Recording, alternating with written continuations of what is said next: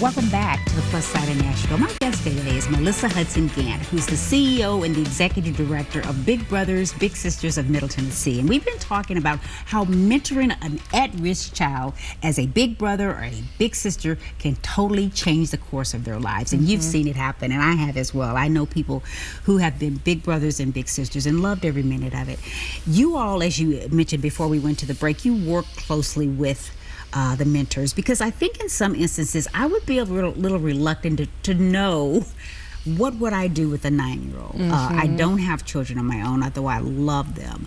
But if I don't have any experience as a parent or knowing how to work with young people, you all help with that, though. We absolutely do, and we take that into consideration when we're making the match. When we're pairing the big brother or big sister with their little brother or little sister, we think about what do they enjoy doing. So if both enjoy music, or if both enjoy sports or crafts or art, or just reading, we take those preferences into consideration when we're making the match between the big brother and the big sister. And then again, we as an agency are coordinating lots of activities for the pair to participate in together. Now, if you're a site-based match and the adult is going to the school, we'll give some guidance on some things that you can do while you're at the school together. And perhaps you are working on an assignment. If that is one of the goals for the relationship, you might be playing a game. You might be reading together if they want to work on their reading comprehension skills. And then for our community-based matches, we're always weekly, we have a newsletter that goes out to our big brothers or sisters that has suggestions of activities out in the community that are no cost, because this should not be a financial burden for the mentor that's participating in the program. Okay. Is there a time commitment? Are we talking we have to spend at least an hour with our little at least once a week, or how does that work? We ask for 4 hours a month. Okay. And if you can meet weekly, that's great, but we would like for it to be at least every other week, and that's for relationship development. And particularly on the front end, when you're getting to know each other, it's important that you are consistent and the two of you spend time together. Are there certain things that you look for in a man or a woman who comes to you and says, I would love to be a part of this program? And I know safety is priority, but are there certain traits or characteristics that you look for in a big brother or big sister? Just to be a caring adult, that you want to invest in the life of a kid. And we also take a lot of time to evaluate the amount of time that you have to give. Are you in a stable place in your life? Have you been in this community for several months? Do we know that you're grounded and settled? Because one of the things that our kids, and in fact all kids really need, is consistency. So we want to make sure that the adult is in a stable place in their life. Let's talk about the parents. How involved are they? They have to, of course, allow their child to be a part of this program. How can they sign up, and are they able to participate in any way? Absolutely. And I can't be on your program for very long and not mention that our greatest need is for mentors, and in particular men.